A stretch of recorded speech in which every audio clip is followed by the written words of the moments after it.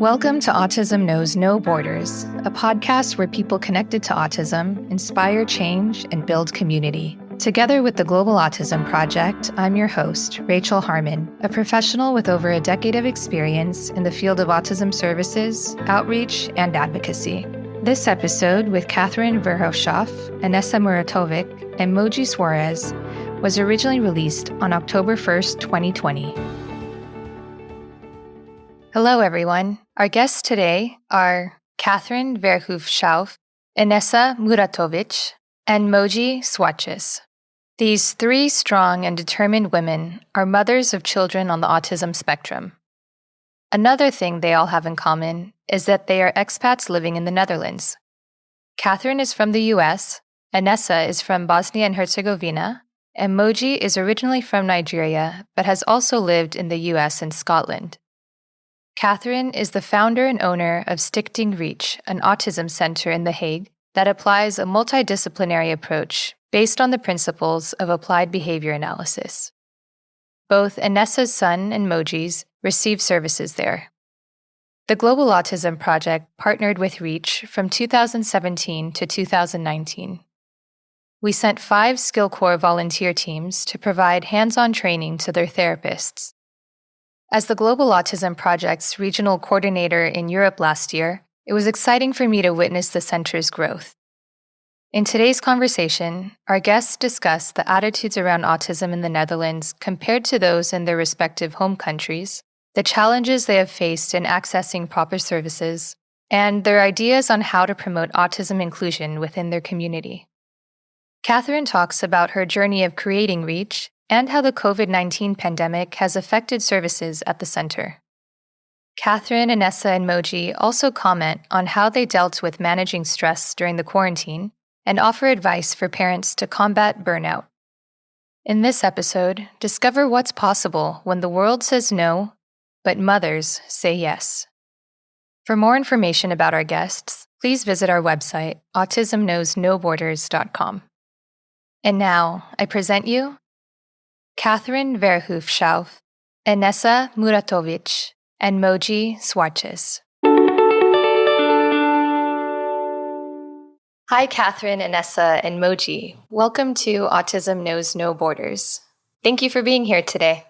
Thanks, Rachel. It's great to be here. Great to be here. Thank you, Rachel. Thank you for having us. Yeah, good to see you all again. It's been almost a year since the last time I visited the Netherlands. Let's just go around and introduce yourselves to our listeners. You can say your name, where you're from, and a little bit about your child with autism, like how old he or she is and what their hobbies and interests are. Enesa, would you like to start us off? Sure. So my name is Enesa, and I have a 9-year-old autistic son, Kenan. Kenan is a bit on the severe side of autism, so he has a lot of trouble with sensory issues, but he's also a very, very happy child. He enjoys, swimming, bouncing off the walls, being on his trampoline, and he can also really show when he's affectionate with somebody. Yeah, so that's us. And where are you from, Enesa? We are originally from Bosnia and Herzegovina. It's a very small country on the southeast of Europe. But we live in the Netherlands for 8 years now, since 2012, and that means since Kenan was 8 months old. So basically, he knows the Netherlands as his home, as do we, by the way, because I've got my Dutch nationality. And yay! Yeah, so we are officially Dutch now. Great. And Moji, how about you? Where are you from? And tell us a little bit about your child. Yes, so I am originally from Nigeria, but I have dual nationality also. So I have also British citizenship, and I have a quite unusual background in that I spent the first 17 years of my life in Nigeria, and then after that was in the US for university, lived in Scotland, lived in Nigeria again for my husband's job, and I'm now living in the Netherlands with my husband. My husband's Dutch, but we met in Scotland. So we're kind of, everywhere. Mm-hmm. And I have a son who has autism, is 13 years old now. And he was diagnosed when he was 2.5. and we sought help for him everywhere we could possibly find help. But he's the light in our lives, and he is a very, very, very happy child. He has his moments, but in general, he's happy. And he loves horse riding. He loves rowing, albeit not him doing the rowing, somebody else rowing him. And he likes cycling, and a very, very active child, loves being outside in nature. And yeah, just I always say that he just has a good spirit, a good heart. Yeah, so that's my Matthew. Yeah. And how long have you been in the Netherlands? So we've been here 6 years. Okay, got it. Yeah. And Catherine, tell us about you and Luke. Thanks. First of all, Rachel, I just want to thank you and thank the Global Autism Project for this opportunity, this platform to talk about autism and bring awareness about autism to everyone that's listening. About me. Well, I have been living in the Netherlands for almost 10 years now. I am not a citizen.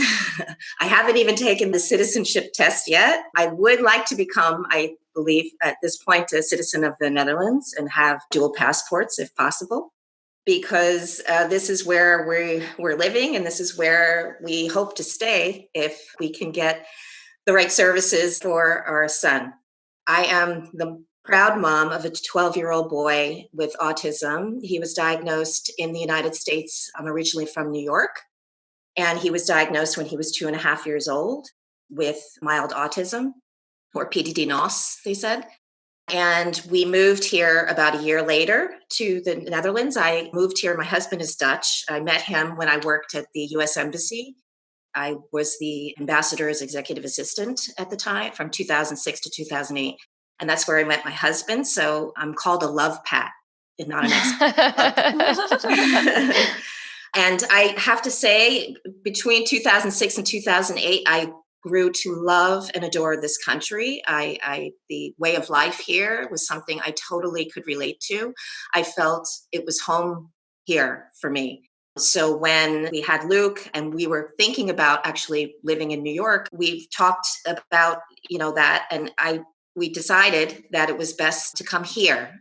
So that's what we did, and that's where we are now. So Luke loves lots of things. He's a happy-go-lucky 12-year-old. Now he's a tween, so he's got a bit of a teenage spirit. He's not listening to anything we are asking him to do intentionally. And he is a lover of music. He loves to play the piano, and he's learning how to compose very simply some music with his music teacher.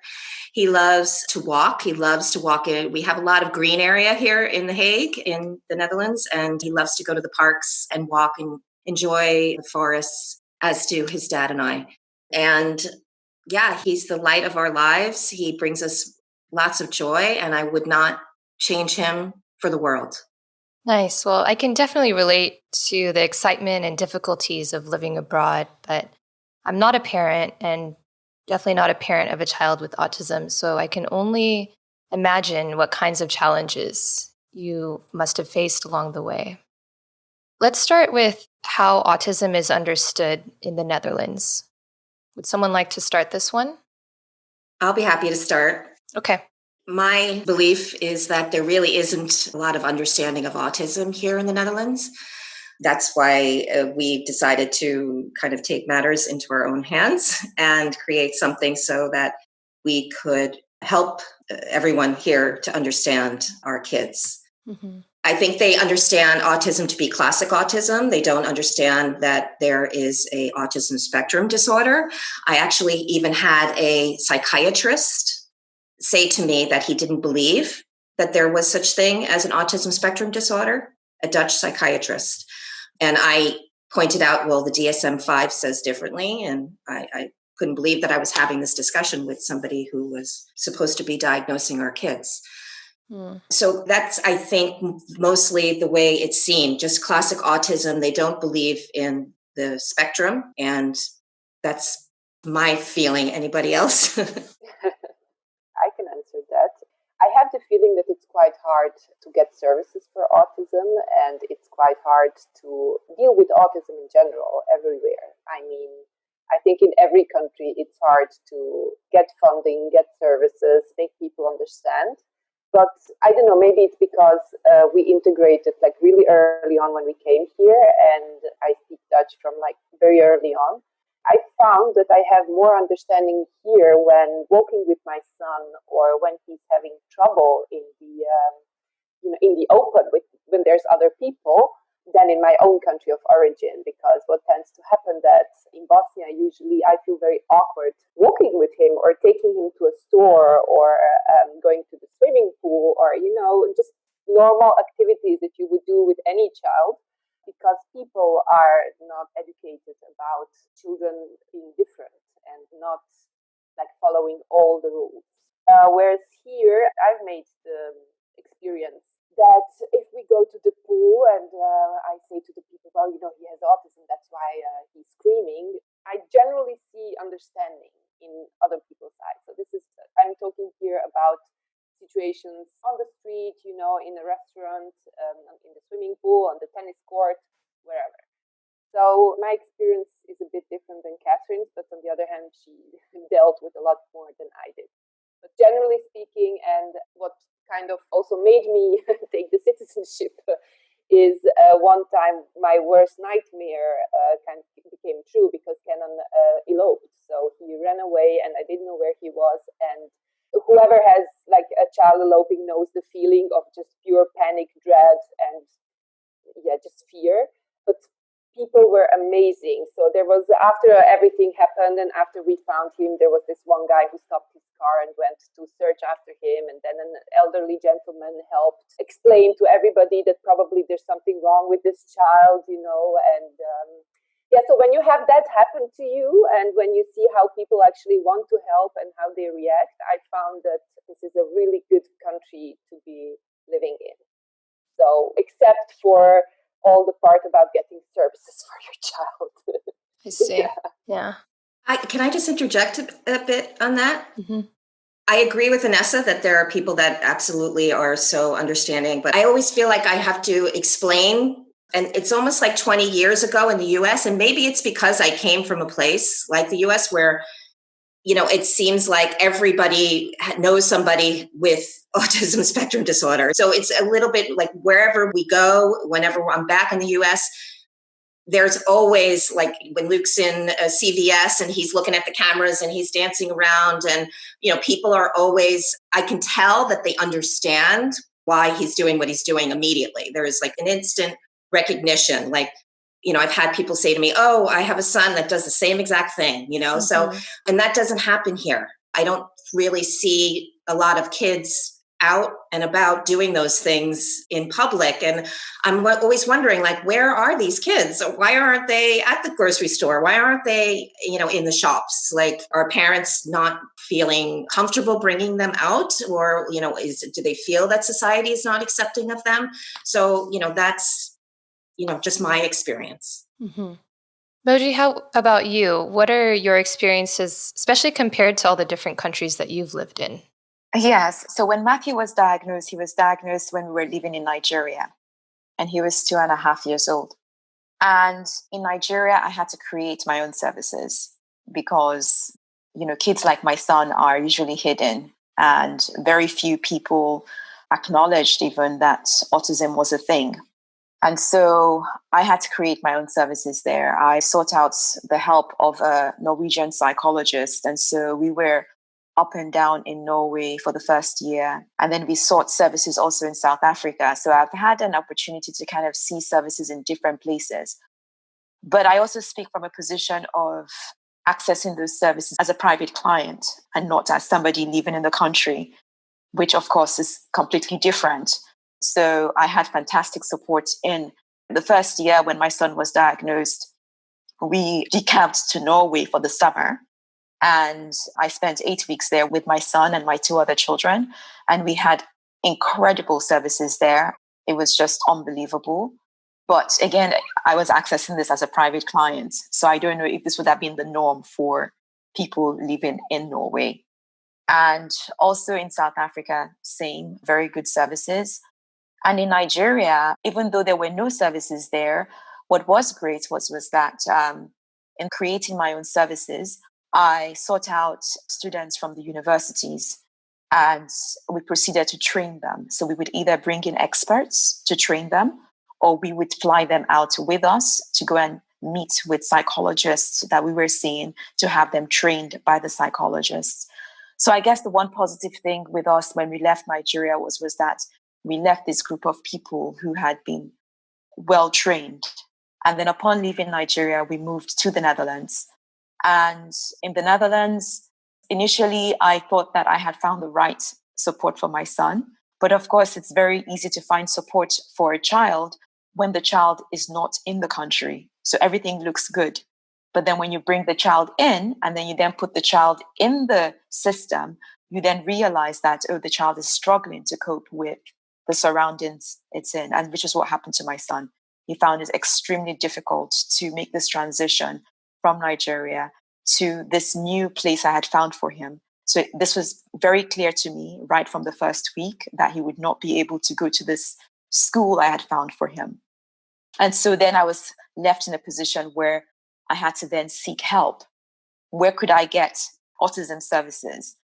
So, I don't know if my experience would have been different if my son had been born here and he had followed, I guess, the care system in the sense that, for example, in Scotland, kids are assessed every 6 months and, they have like a way of identifying kids that are struggling and early interventions and things. I don't know if that would have been different if, we had been born here and we had lived here. But certainly coming in as an expat at the time, I didn't know where to turn to. And I found another lady who was the one that kind of guided me through the whole system.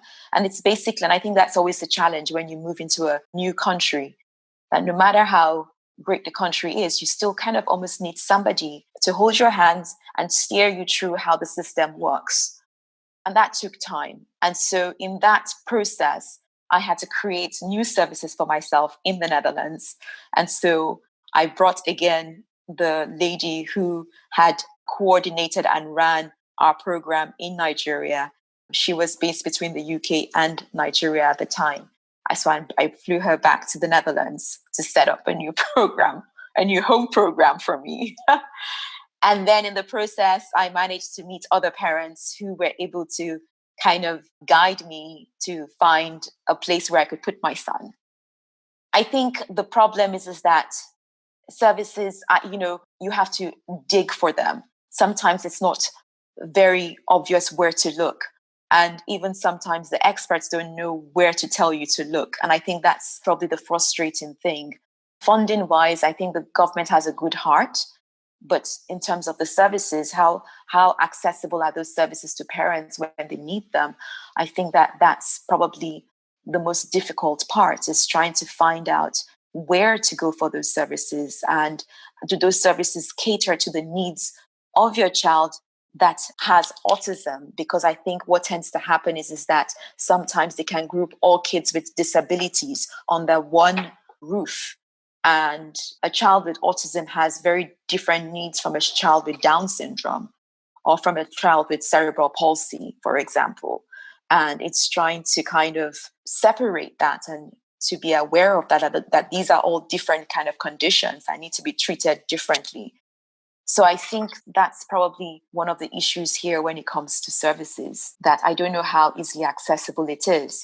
I think that I have been very fortunate that I have been able to kind of find a way to get access. But I don't know how easy it would be for somebody else, for example, who perhaps doesn't have the time or the energy that I've had to put into it. Mm-hmm. So what services are available from the point of diagnosis? Well, as I said, Luke was diagnosed when he was 2.5 in New York, and immediately we were given a list of early intervention organizations that we could choose from that could help us. So that was like such a comfort to me as a parent with a child that has been newly diagnosed.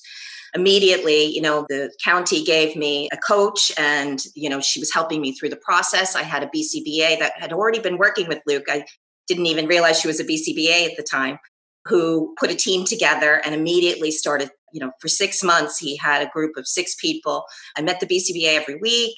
We had team meetings each month, and it was unbelievable. So when I was leaving to come here, they said, "Are you sure that there is good services in the Netherlands?" And I said, "Oh, well, yes, I've spoken to a woman. There's an institute, an ABA institute. So I'm sure, and that's what I thought. But when I got here, totally different than what I had originally thought.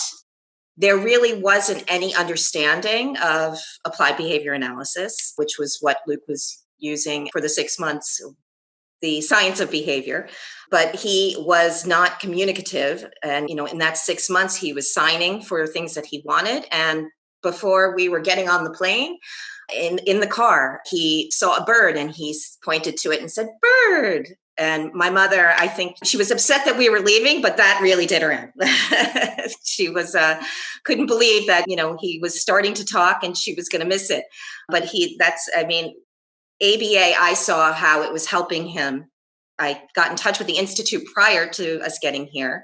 And then when we got here, we went there for an assessment, and it was not at all the ABA that was being done with my son in the US. It was a lot more strict, and it was the only person that had any sort of credentials in the country at the time. It's evolved a lot since then. I will say that early intervention is not something that they do, or they don't really like to diagnose kids at an early age, which, as you know, is essential to their thriving in the future. So it's very frustrating as a parent and as a person who has started a center to help families to get these children to be diagnosed. And I always tell the parents the diagnosis is really just a means to funding, but they're very, they use this word, they don't want to put a stamp on that child. But the thing is, the stamp on that child is what's going to fund their success ultimately in the future. And that stamp doesn't need to follow them for the rest of their life. It's not something that, it's stamped on their forehead and that's it. Mm-hmm. So we've been to, Enesa, you and I have, and Rachel, you actually were there. Yeah. We've been to organizations which are supposedly the experts in early intervention and also diagnosing and giving the right tools to help the children get the services that they need. And I didn't hear anything from them that was remotely what I heard from the people in the US. They kind of like set you up feeling that your child is never going to have a future, So it's very upsetting as a parent, because I know that all of our kids have the ability to learn. I know that all of our kids have a future. I know that all of our kids can do the things that neurotypical kids can ultimately do. I know that we should never give up on our kids, but unfortunately, in the Netherlands, they believe that, they're going to be taken care of ultimately. So why get upset about it now? They'll be fine. The government will take care of them. And that's a really great thing, when they're older. And it's kind of backwards here. It's like they don't believe in early intervention until, the age of teenage years, but they have excellent services, teenage years, and they have places for the kids to live, which is something that the US, is really trying to get. So it's just like the complete opposite mm-hmm. here. It's very strange. So I always say to government people when I talk to them, that's not sustainable for you. Like your budgets, we want to be able to give them the help they need so that they can become part of the community, part of society, tax-paying citizens. And they can, if you give it, them a chance. So, invest in them early so that they can have a future. And it's hard for them to really grasp that here. And I'm not really sure why. Mm-hmm. Enesa, do you have something to add? I have a lot to add. No, because when we came here, Kenan was 8 months old, as I mentioned, and he's now 9. So we kind of went through all this process in the Netherlands from the beginning. So I think it would be too much, like going into details here about what we went through, but I can just make, some points. Maybe you could also talk a little bit about what's available in the school system, like what happens there. That's a whole nother thing, Rachel. Well, I wouldn't know because my son was never in a school and he's been kind of labeled that he's not fit to function in a classroom. And actually, that's the reason why they sent us away from the last ABA place that we were. So their explanation was, after 3 years of fantastic service for my child, that they think he will never be able to function in a classroom and that they don't know how to proceed with the therapy. And at this point, they feel like they would be torturing him if they tried to make him function in a group, and that we should leave. So this is basically what's ended that relationship. But from the beginning, okay, let's start from the beginning. So, Kenan has an older brother who didn't talk for a very long time. So I think he spoke his first sentence when he was 3. But when Kenan was 1.5, I thought this is something different. This is not the same, because he's not reacting at all. His brother would react to us, but Kenan wouldn't even react in any way. So I went to my GP and I told her something's wrong. She told me everything's fine. And yeah, so basically here with 2 kids start like this kind of kindergarten just to socialize. And with 4, they start regular school, so regular education. So when Kenan was 2, we signed him into a kindergarten. And in the beginning, I told them, I think something's not right. And if you have a psychologist, I would really like them to look into my son, because I think something's not right. And to be very honest, I had no idea what autism was. I heard in movies about autism. I had no idea what it was. So I started like at a blank. Well, of course, they told me, back when he was first starting, every mom thinks that of their child. Don't worry, everything's going to be okay. But after 2 weeks, they said, we think something's wrong. We really should get a psychologist to look at him. So we did. And what followed was 1 year of people coming to our home, people looking at him in the daycare, really people doing everything to avoid actually giving their opinion on what's wrong. And after a year, we had the recommendation to place him in a special child daycare. So they call it daycare for children, which means that if a child from 2 to 4 is not able to attend the regular kindergarten, they place them into these special daycares. We were presented back then with 3 options. And again, at that time, I had no idea. I mean, I began to read about autism, but I had no idea what therapies there were. I was just thinking, well, we're in the Netherlands. We live in like one of the most advanced, happiest countries in the world. These people know what they're doing. I mean, I don't have to look anything up. I just listen to them and, make everything that they tell me to. So yeah, we got this after a year of back and forth. We got these 3 recommendations of these like daycares, and we went and visited all 3 of them. And when we were done, I came home and I started crying because they wanted to place my child with my child who is physically very healthy. So he was very hyperactive, constantly running in circles, not communicating, not looking at anybody.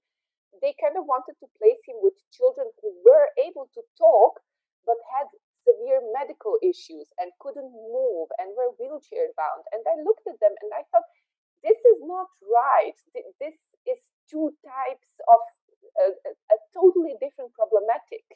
So my child needs somebody to kind of calm him down, put him down, and work with him. And these children need something else. So yeah, because we didn't have anything else, we placed him in one of those centers. And after he was placed there, they told me, well, don't worry, we have a psychologist, we have a pediatrician, we have like all sorts of professionals who will look at him, and then we will give you a diagnosis. So at this point, we're about 1.5 years in, and still like nothing's happening. He's 3 at the time, and we're just desperate, to be honest. So when we finally like started going there, they told me they need 3 months to observe him, and that we will get a report, and like everything will be clear. So of course, in my naivety, I thought that means they will assess him, we will get a diagnosis, and then we will get a plan how to treat him. That didn't happen. No.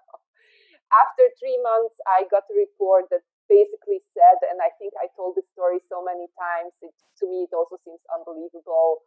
The first sentences were like, Kenan is a happy 3-year-old boy, he has blue eyes, and he had green eyes at the time. He dresses nicely, he sits alone in a corner often, and he has no eye contact. That was the report after 3 months. Wow, yeah. And I mean, basically that report could have been written with anybody who had spent a day with him. So from there, I was so desperate. Honestly, I went on Facebook. There was this expert group of experts, and I just typed in, does anybody here have a child with autism? Because I'm desperate. I don't know what to do anymore. And luckily, this one woman came forward, and I'm to this day so thankful to her. She introduced me to other autism moms, and I started talking to them, and they introduced me to ABA. And then with them, I went to a conference that Catherine organized about ABA with Tom Caffrey, and it kind of get the ball rolling, and I started reading myself and, reading so many books and so many articles and everything. And yeah, that's how we ended up at the ABA place I mentioned before, which was nice for 3 years, and then we got sent away. That's the whole thing, isn't it? That they'll diagnose ultimately, but there's never a plan. It's like your child, is showing signs of autism. They won't even say autism spectrum disorder. Exactly. And then they'll say, and so they need to go to a special daycare. That's what they need to do. There's nothing offered as far as treatment, nothing.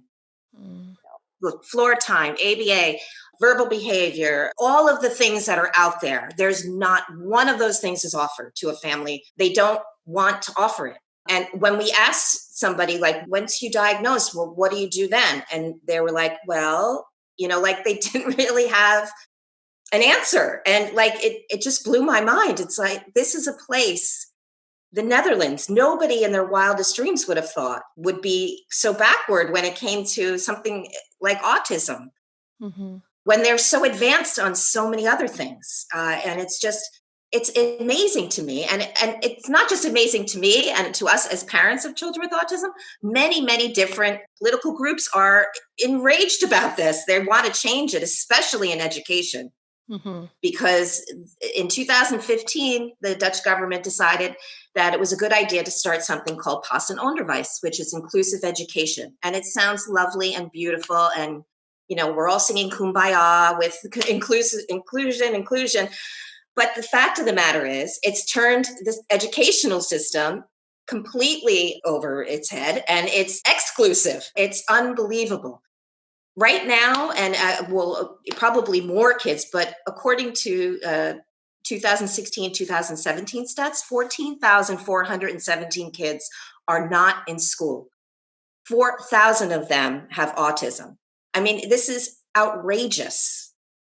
It's not just an expat problem that our kids aren't being educated. It's a Dutch problem, and a serious one. And they realize this, but they don't know what to do about it. And to me, it's a very simple thing. Let's invest in a place that has services specifically for, in our case, autism. Because what they do is they have cluster schools for our kids. My son was in one of the cluster schools from 4 to 7. And it's cluster 4, and it's for kids with severe behavior problems. And kids with autism that have an IQ higher than, I think it's 80, and have autism can go to this school. But this means that they are in a school with kids with ADD, emotional problems, abuse problems, autism, and autism, it's not like a one-stop shop thing, as we all know. Our kids have different needs. And my son was a child who was very introverted. He didn't really like aggression. He still doesn't like it. So it was terrifying for him when there was a child lashing out. And then they all also had to learn the same things. So there's no such thing as IEPs here, nothing. They don't believe that there's such a thing as individual education plans. It's not necessary. All kids can learn in a group. They'll learn from each other. When they hear something, and how many times have I heard that? It's like, our kids don't learn from each other like that. It's like they have a different way of learning. They're not going to just all of a sudden pick up things from another child. I wish that was the case, but it's not always the case. It can happen, but it's not always the case. But just to fall back on that always, and I still hear it, and it makes me crazy. Nobody has experience or any sort of certification when working with kids with autism. I made sure I asked that question at the last school, and you would think that I was asking, something absolutely insane. But I said, does anybody here, it's a class for kids with autism, does anybody here have a degree or a certification in behavior analysis or in autism for that matter, like ABA? No, not even a special education degree. So it's like Dutch education is failing kids on the autism spectrum for sure, both Dutch and international kids, but failing special needs, kids with special needs for sure. And we are not the only ones that feel this way. People are completely up in arms. I mean, now there's a group of many parents, these 14,000 kids are being homeschooled, most of them, and homeschooling is not even legal here in the Netherlands. So they don't really know what to do. Things have to change, and they need to start looking at it in a way that is going to, like I said, invest early, invest now, but invest early so that they can become thriving participants in society ultimately. So I hope that that's the direction, and I'm kind of seeing that might be the direction that they're going, although, who knows? Yeah. Hey, Rachel here. We'd like to give a shout out to our SkillCorps 2024 title sponsor, Action Behavior Centers. We're excited to be partnering with businesses to create opportunities for employee development and growth through our SkillCorps volunteer program. SkillCorps business partners endorse employee participation in our SkillCorps volunteer program and provide support to selected employees through granting time off, providing funds to support team member fundraising, and much more. Thank you, Action Behavior Centers, for being a model organization in the industry. And now, back to the conversation. When kind of analyzing these different countries and what attitudes they have about autism and what services they have available, it's interesting also to look at how their professionals are being trained, right? And like you're saying, who has certifications and not? And if they don't, then why? Why aren't they talking about it in university? Why aren't they talking about it in high school or even teaching children what autism is so they can look out for it in their peers? So do you think that there is some kind of stigma about autism or mental health in general? Moji, maybe, do you want to take this one? Yeah, I don't think there's a stigma about mental health here, but I mentioned earlier that I had to set up my own program here. And in doing so, I had some psychology students from the universities here. And for a lot of them, this was their first exposure to a child with autism. And it was not only their first exposure, it was also their first exposure to the therapy we were doing. I haven't studied at the universities here, so I don't know. I don't know what the curriculum entails. I certainly can speak from experience in my short time in Oslo that when I was working with a professor there with my son, that we had two universities. He was the one that actually told me that I should always try to look for university students to keep the costs down, because at the time we were funding all this privately. And so he recruited some of the students in his courses to work with my son. And what was interesting is that for a lot of them also, this was their first time being around a child with autism, but also it gave them clarity of what they wanted to do and what they did not want to do. And I think that it is important that at some point in time during the educational process, during the university education process, that the students are made to do some kind of internship or some kind of exposure to children from different kind of neuropsychological backgrounds to kind of give an idea and an awareness of what's going on in society and what is out there. Because I think that it's imperative that people are educated about it. And I think that that's one of the best places to be able to do that is at this level. And also in terms of what kind of treatment opportunities are out there. I remember that when my son was diagnosed here, I was fortunate because I kind of knew that it was autism. I had unfortunately read a book in my book club. And so I had kind of, noted some behaviors from this book that I had seen in my son. And I had a very good friend of mine who I went to university with in the US, who was a pediatrician. And when I said to her that, look, I think that my son might be on the spectrum, her husband was a PhD, I forget, in pediatrics or something. And so they sent me a whole bunch of data and information about different treatment options that were available at the time for autism, for early intervention. And so it was based on that data that we were able to narrow down very quickly that ABA would be our best option. And we followed that. And so I'm not saying that the universities that the students need to know every single therapy, but at least being aware of it and being able to understand the pros and the cons of each therapy and things would also maybe would negate these issues that Catherine experienced or Enesa experienced when your child has been diagnosed and basically that you're told that, okay, well, there's really nothing you can do. When in fact, there are things that you can do to support the child very early on. And I think that a lot of the things that my son is able to do now is because of those very crucial interventions that happened when he was young. Mm-hmm. Because the fact that he's able to ride a bike or he's able to do his horse riding or he's able to dress himself is all from that, because he had to learn everything. He had to learn how to imitate. He had to learn how to match. He had to learn how to, okay, if I have a shoe and I have just one shoe, I need to find the other pair. These are things that we take for granted that comes naturally to other kids. But these are things that you need to teach a child with autism, particularly if they're on the severe side. And it's not that they cannot do it. It's just that their ability to learn is very different. It's very much in small blocks. And if you put those small blocks together, you get a big block. And so it's kind of trying to bring awareness to the medical establishment that this is not impossible. There are success stories out there. There are techniques out there that you can equip parents with that at least, even if they don't have access to the services, they can already start doing with their children at home. Yeah.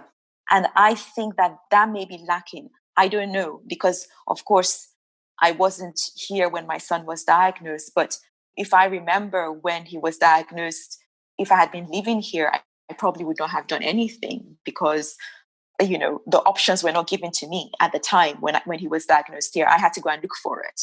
Mm-hmm. I completely agree. I'm sorry to interrupt you, Moji, but it's so important that as a parent, just having the comfort of options is so important. You have to empower us to help our kids. We don't know what we're supposed to do. Help us to figure out the best way to help our child. Give us options. I'm not saying solely ABA, but certainly evidence-based options that are out there and should be available to every family. And that's something that they do not do here. They don't give you options. It's just, this is the way it is. You're going to have to accept your child has autism and everyone will be happy. And that's, not true. Yes, we have to accept our child has autism, but there are ways to help them. And are ways to help us as parents and empower us as parents. I would like also to just share a story on this matter, because from this first child care center, when we went there, my son was there from his third to his fourth year. And when I asked them about toilet training, they told me, well, he's autistic. Maybe he will pick it up from the other kids that are already doing it. But, even if he's never toilet trained, the cost of diapers are paid by the government. So that makes it okay, Oh my gosh. Yeah, exactly. I mean, now when I look back on that, yeah, oh my God. But then we went to this ABA place, and Kevin had a fantastic therapist there. And she told me after maybe a couple of months that he was in this place, you could toilet train him. And I told her, he's not ready. It's too difficult understand. And she told me, well, I think he can. And if you are on board, we can start the training. And that was just amazing. Because as parents, you get into this routine and you think this is all there is. And you sometimes really need this therapist on your side to just tell you, your child can do this. It's just we need to put in a little bit more effort, but I believe we can do this. And she was right. I mean, he did it. And quite quickly also. Exactly. Yeah. I think what I miss a lot is, and I don't know if maybe I haven't, I don't know if I haven't been exposed to that as much, but I remember that in Norway, we were working with a psychologist, and the psychologist, he basically worked with Dr. Eva Louvas, who was the person that first put together this program ABA, or coined the phrase ABA. And he was one of his PhD students.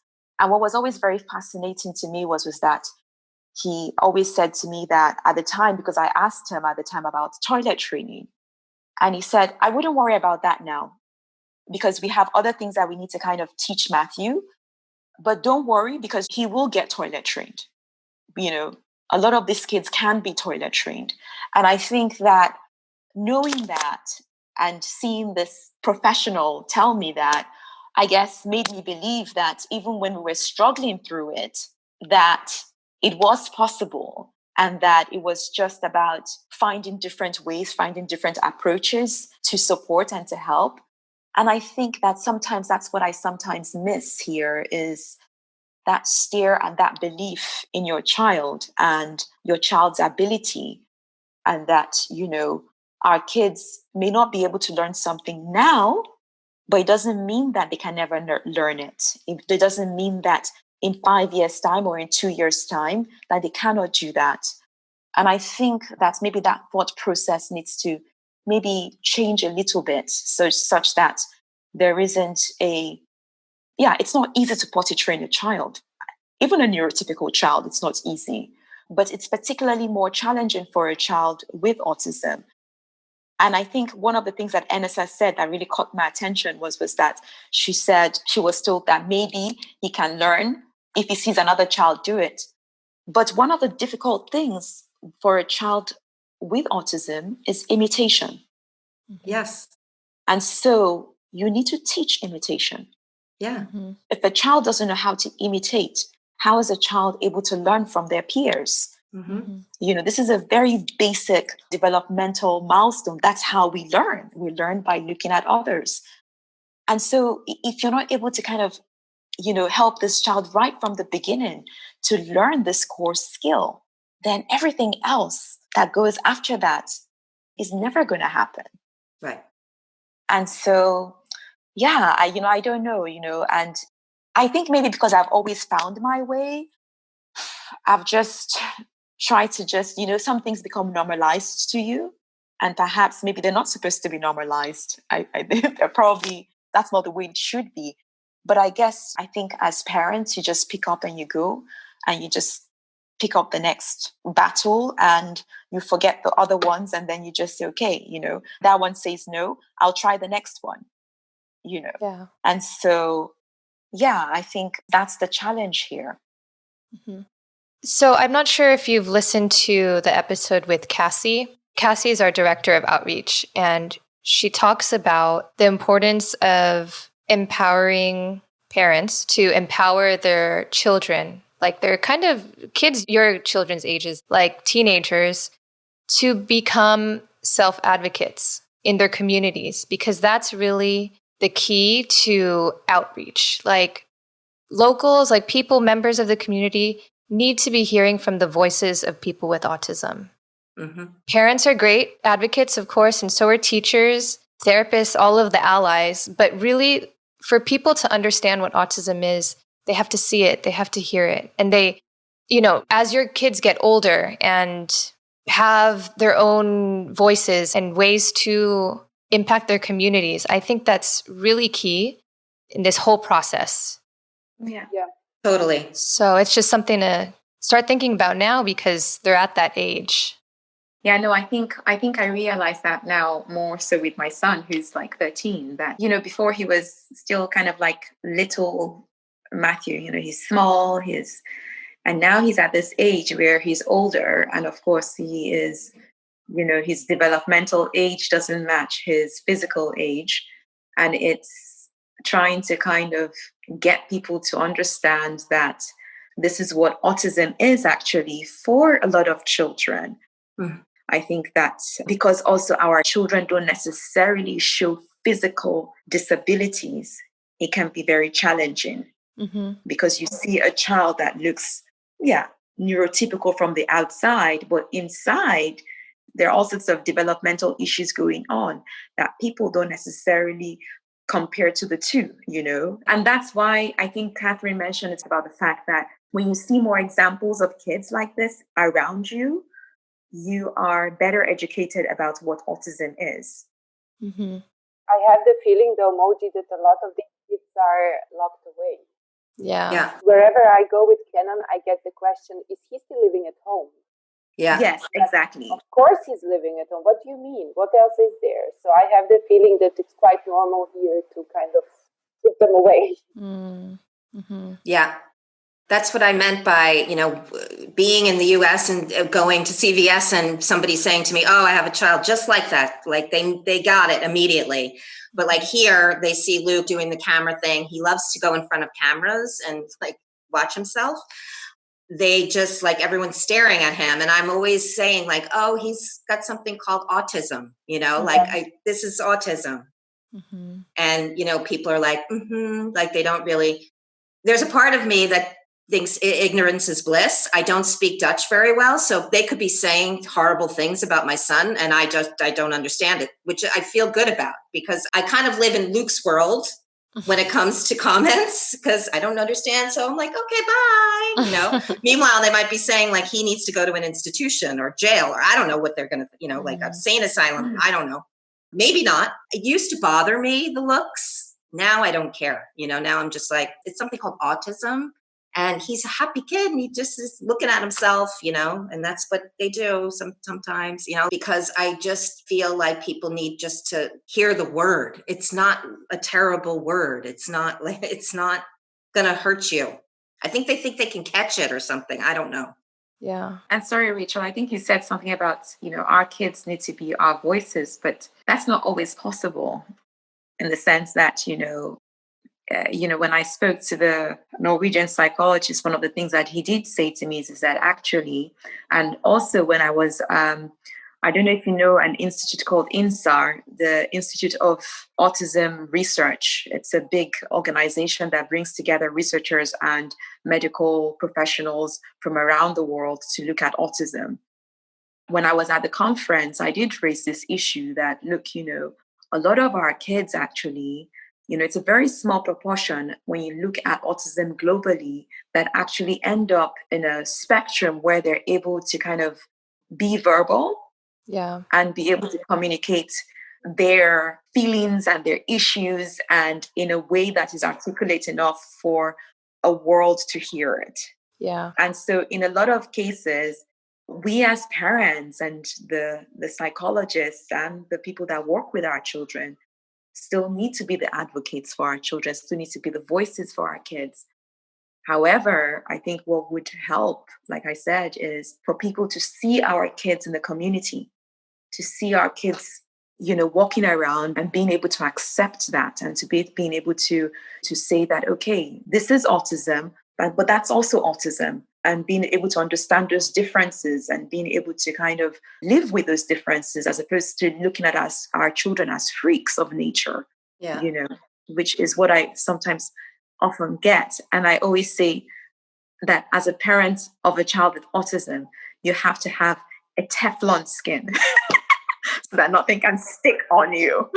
because and that's not something that you like in the beginning realize because it's like, oh my God, somebody's staring at my child with like a face of disgust, my beautiful baby, like you want to like mama bear them, but now it's just like you have to have like, okay, that's your problem, not his, Mm-hmm. And that's what a beautiful thing about autism is, that they don't see the hate. They don't see the disgust. They don't see people, like, they don't hear the bad comments. They just live their lives in a beautiful place. And I wish I could live that life sometimes, I wish I didn't have to be the person hearing these. Yeah. Yeah. Okay, I think this might be a good time to transition topics. So, Catherine, you're the founder and owner of REACH, an autism center in The Hague. Could you share your story of how you started the center and what services you offer families now? Okay, REACH. Why we started REACH? Well, I started REACH in April of 2016, which was actually on World Autism Awareness Day, April 2016, because my husband and I both saw that there was a definite need for an affordable ABA-based or evidence-based center that worked with children on the autism spectrum disorder, especially the English-speaking children, as there was really nothing available for them. There is one educational option for kids with special needs in English. However, it's unaffordable for many families like my husband and I. So we realized we needed to develop something that was affordable for families, that was going to be a place where our kids were understood, where they could thrive and not just survive. So I opened REACH. I wanted to open it later, but because I really wasn't ready in April 2016. But as it turns out, my son, who was in a Dutch school at the time, it wasn't working for him. He wasn't able to functionally speak in either Dutch or in English. He was having tremendous difficulties.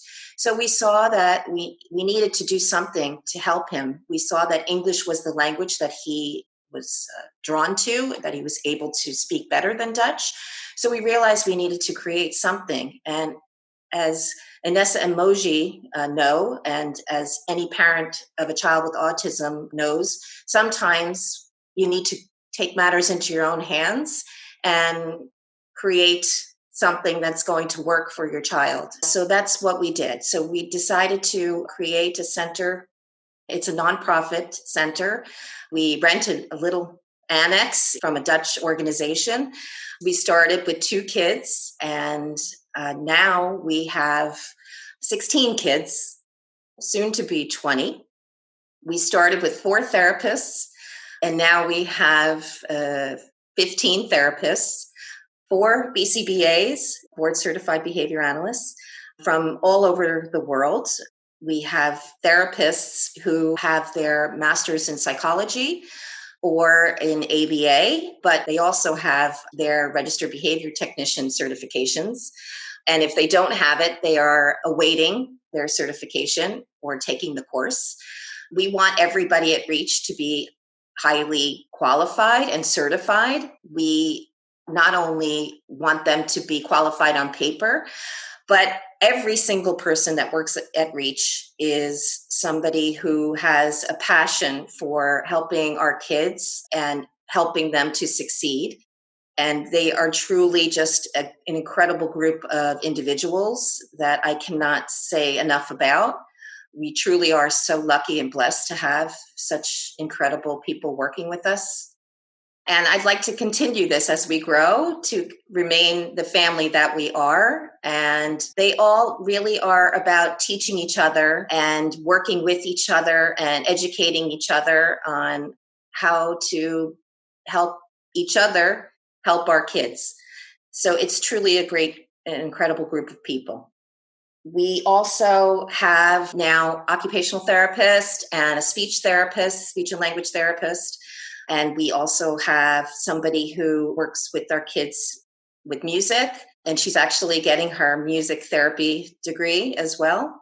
So we really are expanding, and what ultimately we'd like REACH to be, which it is not quite yet. We're still at the beginning stages. It's been 4 years, but we would like REACH to be a place where our kids, all kids, Dutch and international kids, can go from age 2 to 22, sort of a one-stop shop for the services and resources they need for everything in their lives, and to help them thrive and be thriving members of the community and ultimate tax-paying citizens in society. So that's what we're really hoping and wanting to happen for REACH, we actually achieved something pretty unprecedented. We now have a contract with the city of The Hague and also with the 9 surrounding cities. So now we can really offer services to so many more children and services to families to help their kids grow and to become the best that they can be, to reach their full potential. And that really is what REACH is all about. We are there to help families reach their full, and our kids to reach their full potential. Well done to you and your team, Catherine. I know how hard you've worked for that contract, and that's a huge accomplishment. So Enesa and Moji, your sons are both attending REACH also? Yes. Okay, got it. But only on a short term. They are only there on a couple of days for a couple of hours, not even a couple, 1 hour, 1 day. So we want to be able to offer more time for them so that they have a place to go until they're 22 or however old, where they can continue to thrive. Yeah. And how has the COVID-19 pandemic affected the services at the center? Once it became apparent that there was going to be a lockdown here in the Netherlands, that schools were going to close, it was in March, due to COVID, I called a meeting of our BCBAs at REACH BCBAs, to discuss the plan of action. This was not something that any of us had ever, just like all of you, encountered. So we really needed to kind of put our heads together to figure out what was the best course of action. So what we decided to do was we created a parent resource folder, and we put in there everything that we thought the parents would need during this lockdown period to best help their child. It was stuck full of resources and information and different things about COVID, ways to tell your child about COVID, washing your hands, demonstrations of washing your hands, all sorts of free resources that also were available during this lockdown period, which were fantastic. So we really put tons of information into this parent folder and sent it out to them as soon as the lockdown period started, which, as I said, was in March. We also put together a video for structuring your home program so that parents understood how important it was to get a structure going for their child, because that was the only way that any of us would be able to survive this pandemic, this lockdown period. Our children need, as you all know, they need structure and routine. So it was important that that was continued as soon as they were home. So we created a video talking about how to make that happen and how to structure it, and that was sent to the parents. We offer telehealth services, so any of the kids that were able to do sessions online, some of our older clients, that was offered. And I have to hand it to my team. This was not something that they had ever done before. And just from my own experience with my son, they did such an incredible job in making the telehealth, the sessions very engaging. It was really interesting for me because it had been a while since I worked with my son like this. And it really brought me back to the days when we first started working ABA at home. And it was a good training experience for me. And it also helped me to understand where my son was, academically, where he was in development. And I was just, I must say, so surprised, and not surprised, but just so proud of him. He really handled himself so incredibly well during this time. And I learned so much, and my husband did too. We all were part of the program. It was exhausting, and it made me understand how difficult the job of a therapist and a teacher really is. But it was amazing to be a part of that. I also sent messages or emails to the parents on a weekly basis, just checking in with them to see how they were doing. Unfortunately, I'm sure, as you all felt, they were very overwhelmed at first. So it took a while for parents to engage. I didn't want to put too much pressure on them to engage because I know everybody handles things differently, but it was important that we tried to keep a connection with them. I didn't want our parents to feel isolated at all. We also, as a team, met weekly and had game video chats and did fun things, happy hours on Fridays. And we all had to be connected as well because we were all isolated. And most of our therapists are from other places. So, they couldn't go and see their families either. And it was hard for them to be far away from their families. So we were able to keep our family together here in the Netherlands through these video chats. So that was really great for the team. And also, we offered parent trainings as well to our families, mostly for the parents whose child wasn't able to do the sessions online, which really was incredibly helpful for many of our parents. And also, our BCBAs kept in touch with the parents just to check in with them to see how they were doing on a weekly basis. So we really did try and make sure that we had continued the connection. And we did that up until May, when we were able to open gradually again. And what we did was, in the beginning, just have the kids who weren't able to do telehealth sessions back at the center. And it was just one therapist to one child, and nobody else was allowed to be in the room. And after all of this, we used this as a learning opportunity as well. We sent a survey to the team to see how they felt we communicated the guidelines and everything to them, and if they felt supported. And we also sent that to the parents and asked them, what did they use as far as the resources that we sent them? What would they like to see if, God forbid, this happens again? What would they like to see done differently? So it really has been a learning opportunity for us at REACH. And we have learned a lot. And we learned that some of the parents did feel a bit isolated. So we want to make sure that we have an ongoing dialogue with them, a parent coffee hour. So we're doing things even post-lockdown period for the parents. And so it's been a learning experience for all of us. Enesa, what was that period like for you? I would rather not think about that period. No, it was a very, very, very hard beginning of when the crisis started, and just basically overnight, we had to stay home all the time. I think my son was very confused because he's very energetic. I think at some point he has also some mix of hyperactivity in all his diagnoses. So he's a very active child, and he had this amazing routine of going to these centers, which he really loves, and that stopped. So I think the first week he was kind of cool with it because he didn't know what was going on. And then the second week, he started having meltdowns. So whenever we would come back home from anywhere, basically the lucky thing that was for us that in the Netherlands, there was not a total lockdown. So you could still actually go with your children outside, as long as you kept distance, of course, and as long as you would wash hands and take all the precautions. So that was lucky for us that we could go outside with him at least to playgrounds. But the second and third week were really awful. I mean, I was at the verge of crying almost all the time because he was just having meltdown after meltdown.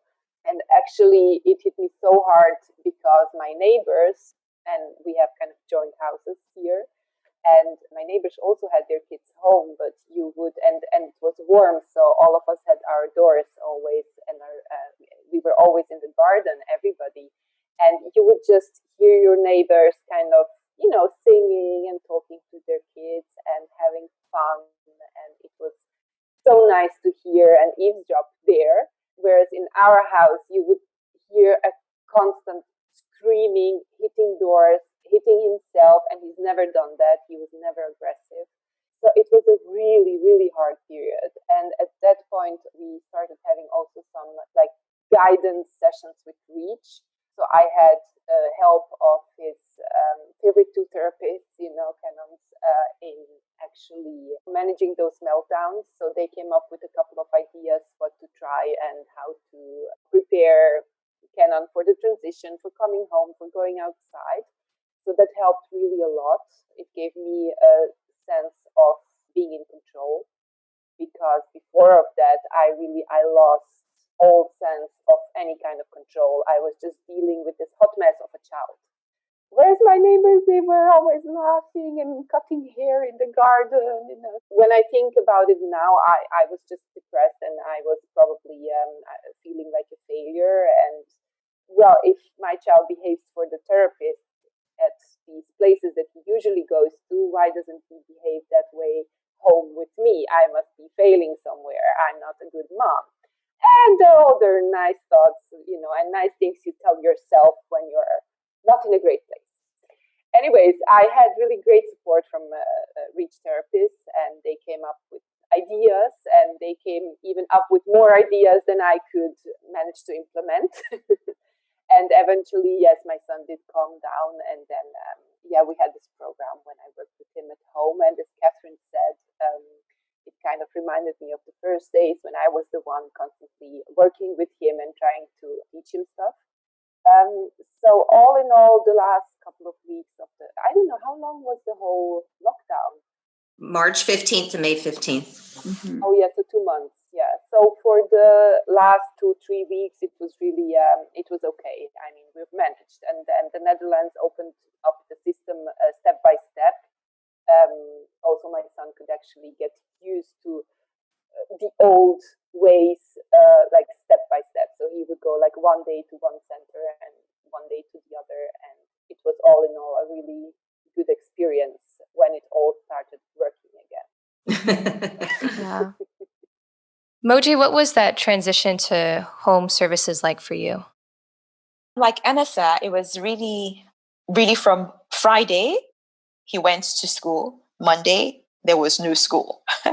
And so for my son, the first day he thought, okay, maybe it's a long weekend. And then Tuesday, okay, maybe it's a longer weekend. And then by Wednesday, he was thinking, well, this is not looking right.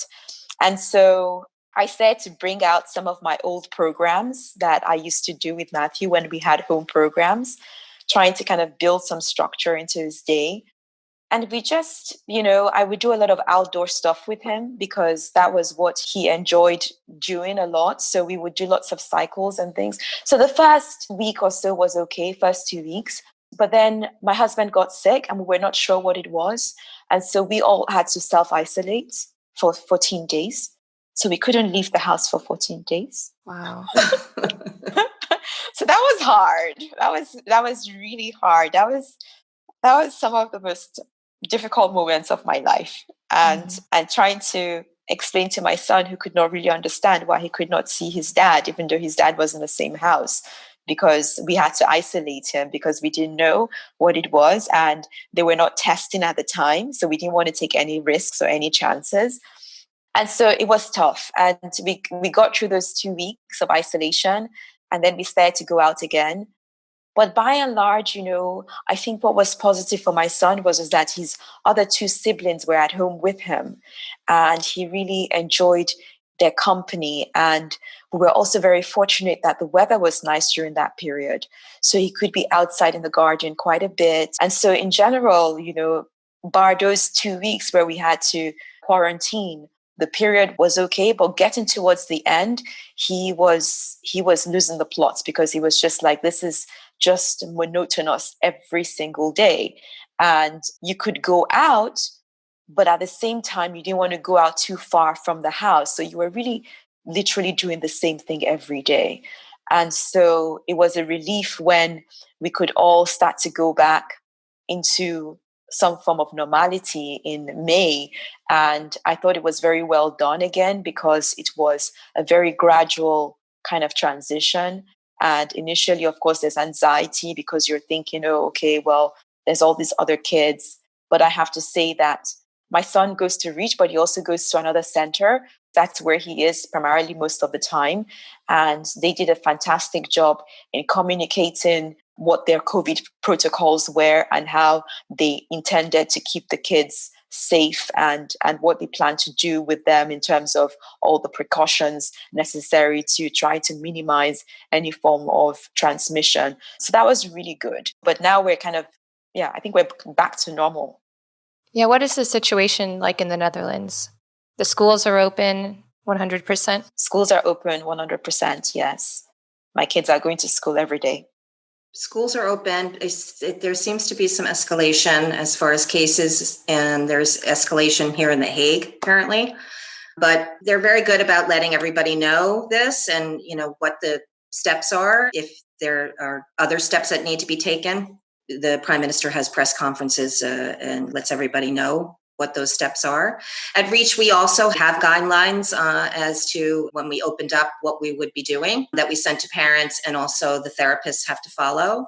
And they need to disinfect every time there's a session. After each session, they need to sign a sheet. Therapists need to, and the kids need to wash their hands when they come in and when they leave, or use, if the kids can tolerate it, the hand sanitizer or the hand sanitizing wipes. And things like this, you learn a lot, that's for sure, especially as a business owner. I mean, I will say that on our risk assessment that we did, never was there any close to a pandemic being on the risk assessment as a possible problem. It is now, I'll tell you that. It is now. Who in any person's wildest dreams would have thought that this would have happened? But now we are prepared for, God forbid, anything else like this happening to us. And hopefully we'll never have a situation again where parents whose kids are not doing telehealth are going to feel isolated. That's the last thing I ever wanted for our parents. I really want them to know, as a parent of a child with autism, that they're not alone, that I'm here and other parents are here. So we want to make sure that we get a network of parents together if there's ever an issue like this, or even always. It's important that parents feel the support from each other. Mm-hmm. Yes, supporting each other in difficult times, but also supporting each other in advocating for your kids' needs to the school districts or to the government. And Catherine, how it started in the US, it was a parents' movement. And so it takes getting to the streets and speaking up and knocking on doors and not giving up. So I hear you. Absolutely. I mean, I have to say, in my life, I did a lot of things, and I never really understood what all those things meant when I was doing them and how they all kind of came together. But I did fundraising. I was a prosecutor. I worked in the district attorney's office in Brooklyn for special programs. So we had a think tank of people together working on, being smart on crime and crime prevention programs. And we started them from just ideas. And I see how all of those things in my life made this a reality. And I'm a believer in never giving up, and I will never give up for my child. And I could have packed up a long time ago and moved right back to the US, where I knew my child was going to get services. But what about all the other kids that need services and need help and need to be educated? It's important that I use my abilities to be able to get that, not only for my son, but for all these other families that are here. And the Netherlands is a fantastic place to live. I love everything about living here, except for services and education. Exactly. And if we can get that straight, it'll be a perfect place to live. But I don't want everyone living here. No, I'm just kidding. But yeah, I mean, if we can make that happen, then this is going to be an ideal place to be. And I would love to share it with as many families as we can. I was just kidding about that. Yeah. So I do want to make a place big enough so that we can have anybody who's interested in moving here, if they can get here and live here, to be here and to get the best for their kids. Mm-hmm. All right, ladies, I'd like to close with one last question. What advice would you give to other parents who may be struggling during this time? Whether it's questioning if it's safe to send their kids back to school, or they might be feeling burnt out from having the kids home all the time. Oh, that's a tough question. Well, I think to deny that it's a difficult period, or to deny yourself from feeling bad, I think it's also not right. I think that we all need to go through a process. I think it's like when my son was diagnosed, I said to somebody that I grieved and I mourned. And they said, well, what do you mean by that? And I said, because I mourned what I could not have, because I had this dream of what I would do with my child and what my child would be. But that process was necessary to allow me to kind of accept my son for who he is. And I think that in this period also, that of course there's going to be challenges. And so what I would say is that it's so important to take time for yourself. And if that means I started taking up running, so I would run sometimes 3, 4, 5 kilometers in the mornings. And it was only 20 minutes, half an hour of my day. But it allowed me to just be away and just rethink and just refocus on other things and come back and start my day with a fresh mind. So I don't know what it is for other parents, what that may be. It may be maybe doing yoga, or I don't know what it is, but I think it's so important that no matter how small the time is, that you try to also take time for yourself and to switch off and to do something that you really enjoy doing, and to do that every day, even if it's just for 10, 15 minutes, because then at least you feel like you have spent time for yourself and with yourself. I think that's the advice I would give. Mm-hmm. Definitely. I mean, the first thing that popped into my mind about this question is that you need to take care of yourself. I mean, you cannot pour from an empty cup. And that somebody told me this like a long time ago, and it's the best thing I have ever heard, because you really cannot take care of your children, and especially not of your special needs children, if you are just at your wit's end and feeling just overwhelmed. But that said, I think it's also very important to let yourself feel the feelings that you have.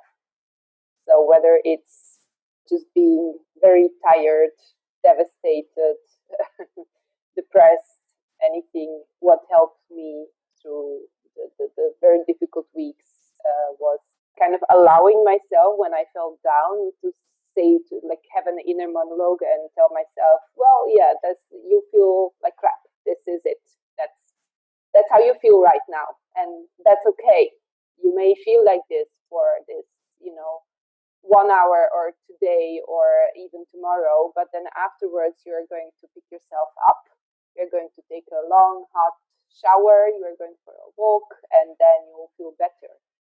So that was kind of my strategy with coping, because our kids are so perceptive of everything that goes inside of us.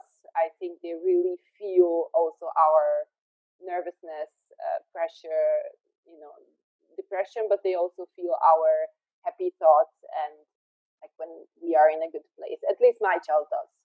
My God, he really reacts when I'm upset.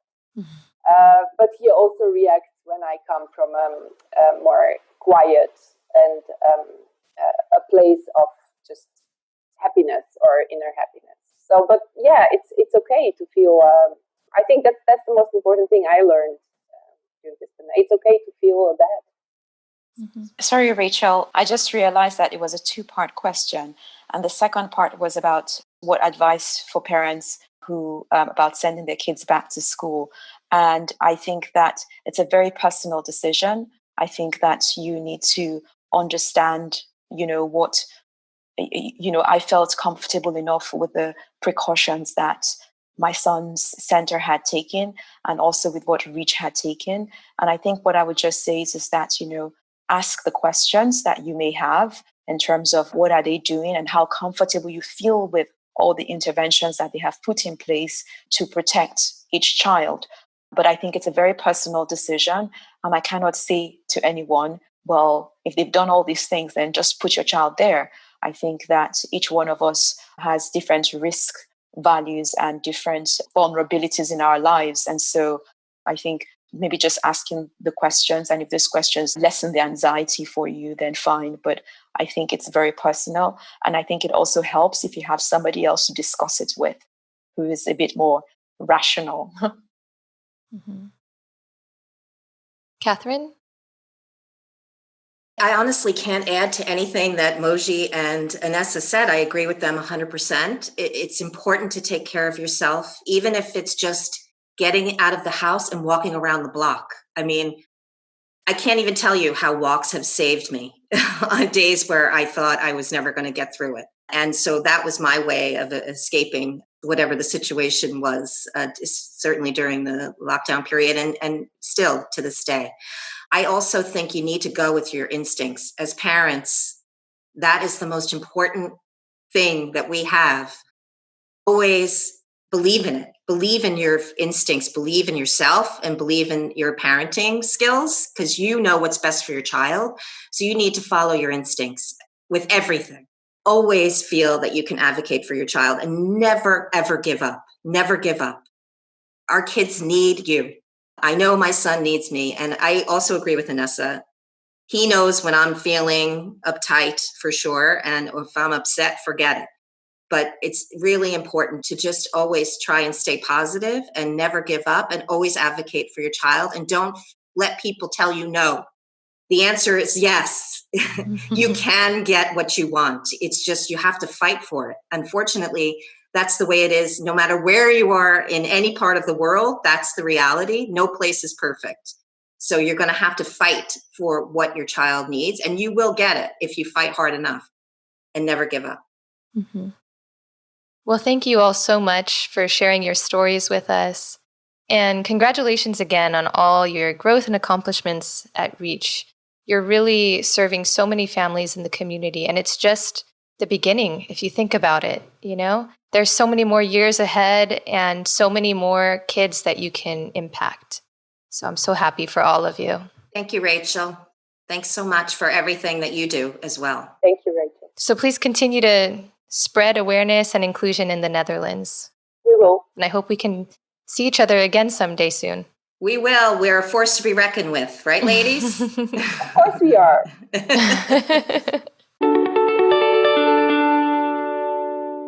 Thanks for tuning in to Autism Knows No Borders. I can only imagine what it must feel like to be repeatedly told that there's no place for your child to learn, that no one is equipped to teach them, and that their skills will always be limited. Catherine, Enesa, and Moji's steadfast perseverance is truly inspiring. For clinicians, one part of the job that can sometimes get overlooked is the direct support system that we can be for parents. A few words of encouragement can go a long way. Just letting them know that we believe in their child's ability to learn can turn a rough day around. To all the moms and dads out there, you are doing an amazing job. You are your child's #1 supporter. Your efforts to fight for access to services and quality education are creating possibilities for your children, and all children with autism, to thrive. And as we always say, you are not alone.